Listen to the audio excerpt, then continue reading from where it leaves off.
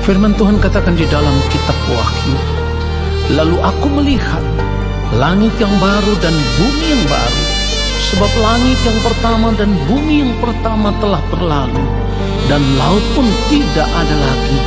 Dan aku melihat kota yang kudus, Yerusalem yang baru, turun dari sorga, dari Allah, yang berhias bagaikan pengantin perempuan yang berdandan untuk suaminya. Lalu aku mendengar suara yang nyaring dari takhta itu berkata, lihatlah, kemah Allah ada di tengah-tengah manusia, dan ia akan diam bersama-sama dengan mereka. Mereka akan menjadi umatnya, dan ia akan menjadi Allah mereka.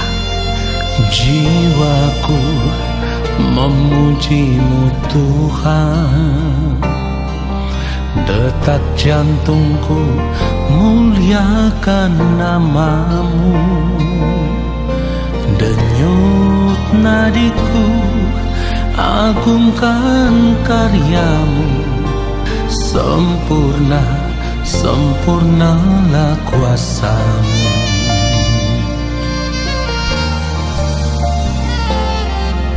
Bila ku renungkan kasih-Mu, seperti air sungai yang mengalir, bagai bejana bentuklah diriku menurut kehendak rencana-Mu.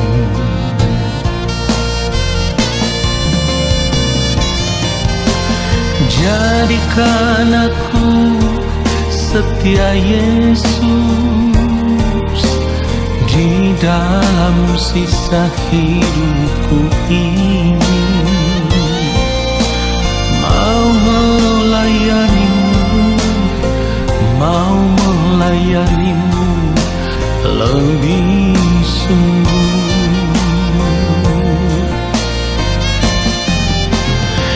Di setiap desahan nafasku,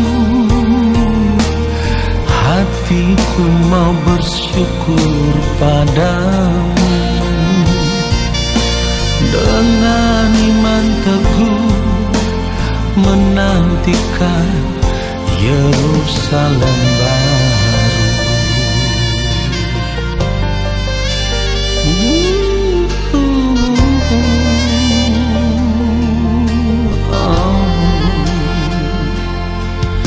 Bila ku renungkan kasih-Mu, seperti air sungai yang mengalir,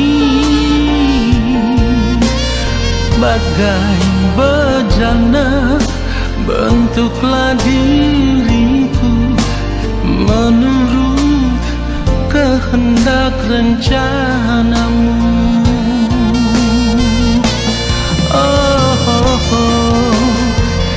Jadikan aku setia Yesus di dalam sisa hidupku ini. Mau melayani-Mu, mau melayani-Mu lebih sungguh.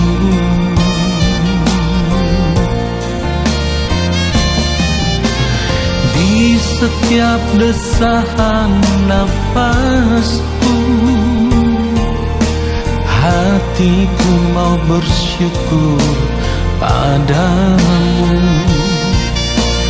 Dengan iman teguh menantikan Yerusalem baru.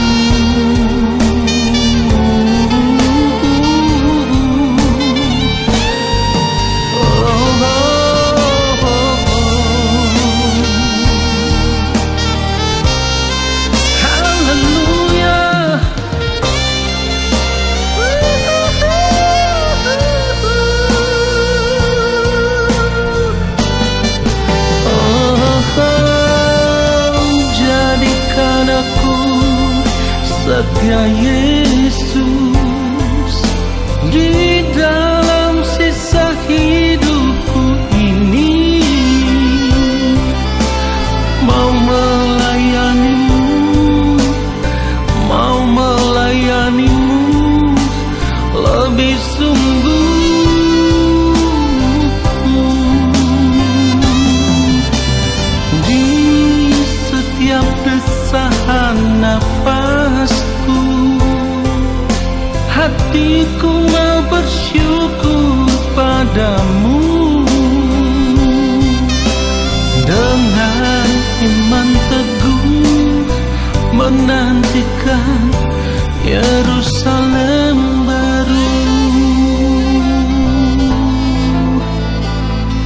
dengan iman teguh menantikan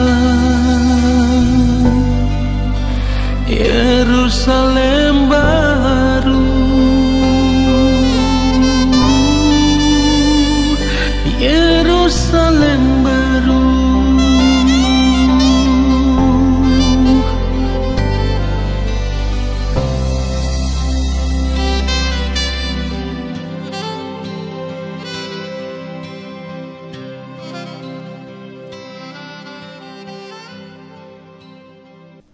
Mari kita sungguh-sungguh siapkan hati kita untuk menerima kebenaran firman Tuhan saat ini.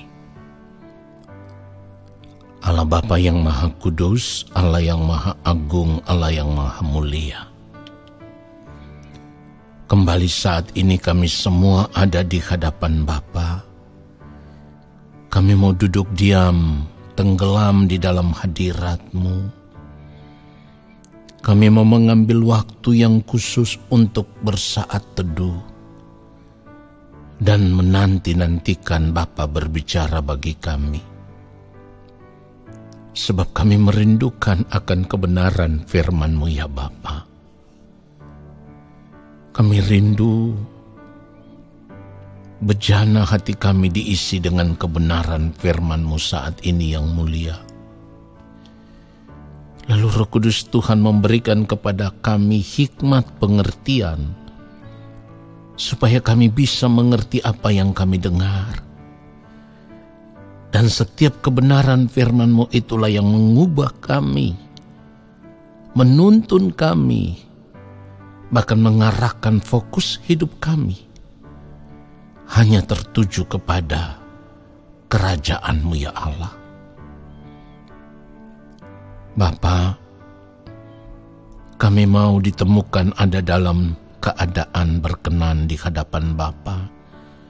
Oleh sebab itu kami mohon belas kasihan Bapa.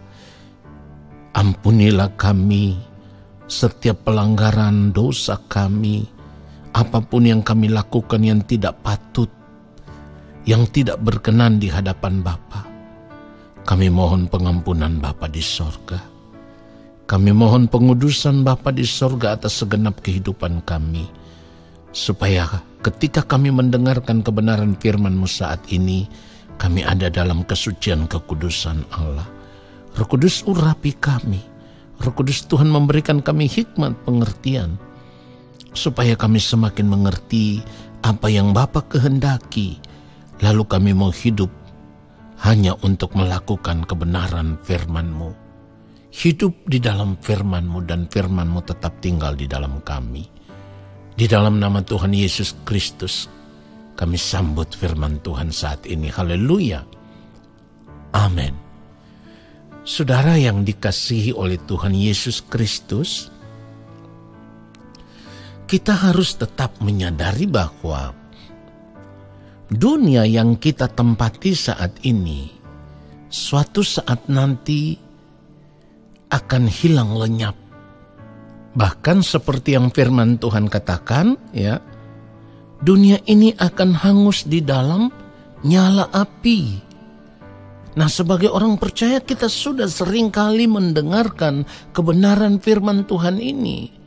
Kalau kita membaca kembali 2 Petrus pasal yang ketiga, ayat yang ke-10, 2 Petrus pasal yang ketiga ayat yang ke-10, tetapi hari Tuhan akan tiba seperti pencuri.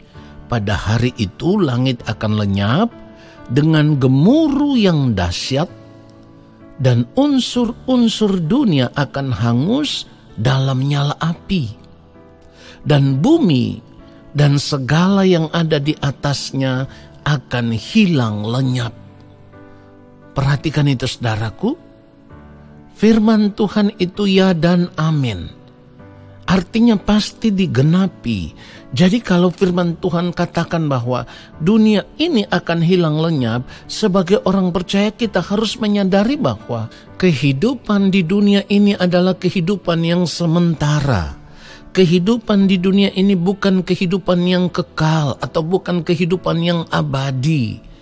Saudaraku, firman Tuhan sudah mengatakan dengan sangat jelas bahwa bumi dan segala yang ada di atasnya akan hilang lenyap. Sebagai orang percaya kita harus menyadari akan hal ini.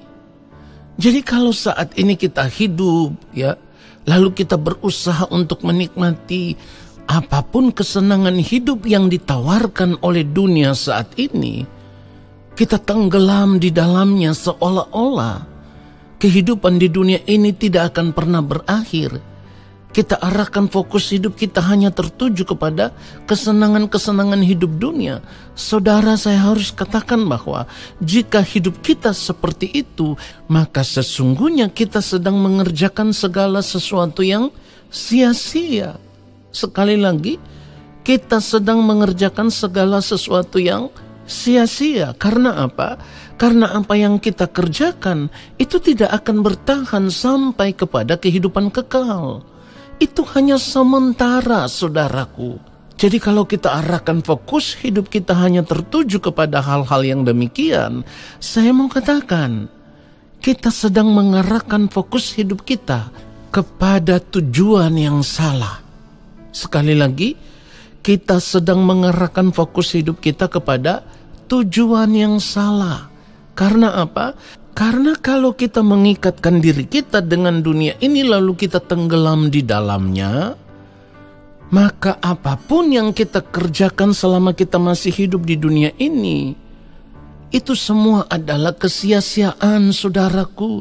Karena apa yang kita kerjakan demi kesenangan hidup, demi kenyamanan hidup, demi kebahagiaan hidup yang hanya sifatnya sementara, semuanya itu tidak akan bisa kita bawa sampai kita berada di balik kematian. Atau dengan kata lain, semua yang kita kerjakan saat ini tidak akan dapat kita bawa sampai di kekekalan. Saudaraku, pertanyaannya sekarang, kenapa hal itu terjadi di dalam kehidupan manusia pada umumnya, tanpa terkecuali di dalam kehidupan kita sebagai orang percaya? Kenapa kita selalu mengarahkan fokus hidup kita hanya tertuju kepada dunia ini dengan segala kesenangan hidupnya? Sebenarnya jawabannya sederhana. Hal itu terjadi karena kita sudah terlanjur ditipu atau tertipu oleh tawaran-tawaran kuasa kegelapan. Ya, kita sudah terlanjur tertipu oleh kuasa kegelapan atau oleh iblis. Karena apa? Karena iblis tidak ingin binasa sendiri di dalam api kekal, saudaraku. Oleh sebab itu ia berusaha untuk menyesatkan sebanyak mungkin orang percaya atau anak-anak Tuhan atau orang Kristen. Iblis berusaha untuk menyesatkan sebanyak mungkin jiwa yang bisa pada akhirnya binasa di kekekalan. Nah, ini yang harus kita sadari, saudaraku. Tujuan hidup kita saat ini sebagai orang percaya, fokusnya itu bukan hari ini, bukan dunia ini, tetapi fokus hidup kita itu harus diarahkan hanya tertuju kepada langit baru dan bumi yang baru, atau kepada dunia yang akan datang. Nah, saudaraku, ada begitu banyak orang percaya, anak-anak Tuhan, yang sudah terlanjur tertipu oleh kuasa kegelapan, atau sudah terlanjur berada dalam pengaruh kuasa kegelapan atau setan. Sehingga banyak orang percaya tidak lagi menyadari bahwa sebenarnya masa hidup kita di dunia ini adalah masa persiapan untuk memasuki dunia yang akan datang, atau yang firman Tuhan katakan sebagai langit baru dan bumi yang baru. Nah, orang yang sudah dipengaruhi oleh kuasa kegelapan atau sudah dipengaruhi oleh setan, sudah tidak mampu lagi menghayati bahwa bumi yang kita tempati saat ini bukanlah tempat yang ideal untuk kita huni selamanya. Karena bumi ini telah terkutuk ketika manusia jatuh ke dalam dosa. Itulah kenapa Allah menyediakan tempat yang baru, langit baru dan bumi yang baru. Tentu sebagai orang percaya kita harus menyadari akan hal ini. Kita harus menyadari bahwa bumi ini bukanlah rumah kita. Dunia ini bukanlah rumah kita. Atau dengan kata lain, kita harus menyadari bahwa ketika kita berada di dalam Kristus, itu telah menunjukkan bahwa kita bukan berasal dari dunia ini, saudaraku. Ya, kita bukan berasal dari dunia ini. Kalau kita membaca kebenaran firman Tuhan, Yohanes 17 yang merupakan doa Tuhan Yesus, ketika Tuhan Yesus berdoa kepada Allah Bapa di sorga, Tuhan Yesus berkata seperti yang ditulis di dalam Yohanes 17 ayat 16 dan ayat 17. Ayat 16 dikatakan apa? Mereka bukan dari dunia, sama seperti aku bukan dari dunia.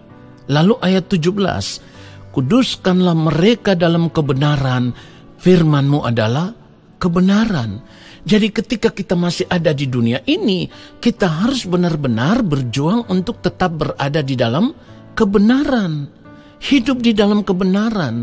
Nah, seringkali saya sudah katakan bahwa masa hidup kita di dunia ini adalah kesempatan untuk mempersiapkan diri menjadi pribadi yang benar-benar berkenan di hadapan Allah.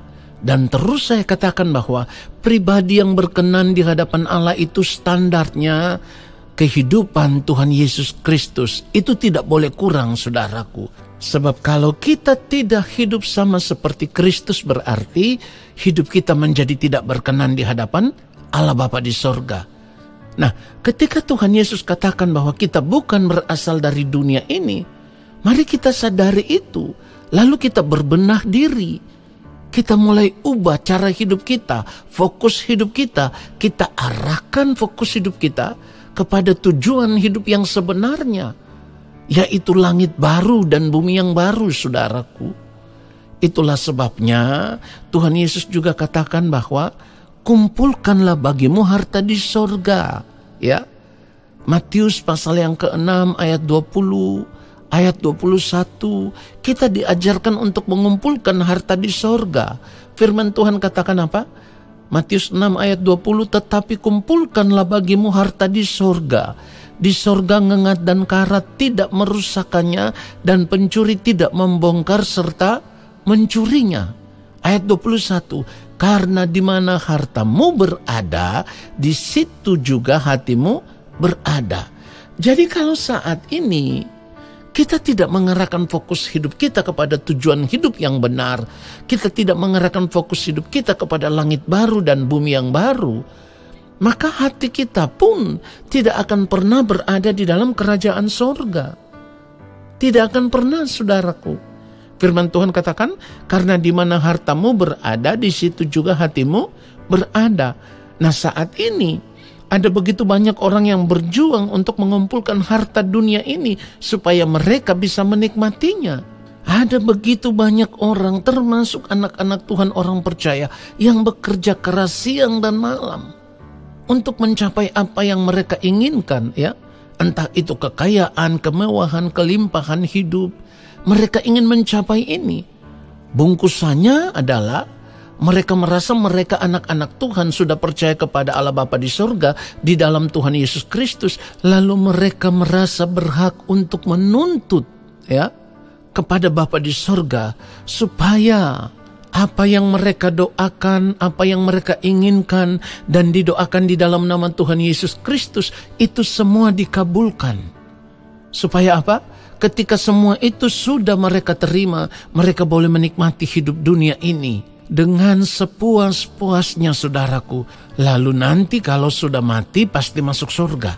Nah, saudara yang dikasihi oleh Tuhan Yesus Kristus, cara hidup seperti itu bukan cara hidup Kristen yang sejati, ya. Karena Kristen itu berarti sama seperti Kristus. Jadi kalau Tuhan Yesus berkata, kumpulkanlah bagimu harta di sorga, itu artinya, dengan kata lain, Tuhan Yesus hendak berkata kepada kita semua, arahkanlah pandangan hidupmu hanya tertuju kepada langit baru dan bumi yang baru. Atau dengan kata lain, Tuhan Yesus hendak mengatakan kepada kita semua, arahkanlah pandangan hidupmu tertuju kepada kerajaan Allah Bapa di sorga. Itulah kenapa dikatakan di dalam Matius 6 ayat 21, karena di mana hartamu berada, di situ juga hatimu berada. Jadi kalau kita mengarahkan fokus hidup kita hanya tertuju kepada kerajaan Bapa di sorga, maka kerinduan kita pun setiap hari akan tertuju kepada kerajaan Bapa. Pandangan kita tidak lagi diarahkan kepada dunia ini dengan segala kesenangannya. Karena kita mengerti bahwa dunia ini akan lenyap, bumi ini akan lenyap. Bahkan firman Tuhan katakan, bumi ini akan lenyap di dalam nyala api, saudaraku. Kalau di awal tadi kita sudah membaca 2 Petrus pasal yang ketiga ayat 10 yang mengatakan bahwa bumi dan segala yang ada di atasnya akan hilang lenyap, maka mari kita lanjutkan, kita baca ayatnya yang ke-11. 2 Petrus pasal yang ketiga ayat yang ke-11. Jadi, jika segala sesuatu ini akan hancur secara demikian, betapa suci dan salehnya kamu harus hidup. Sekali lagi, dikatakan apa? Betapa suci dan salehnya kamu harus hidup. Ini merupakan peringatan yang keras bagi kita semua.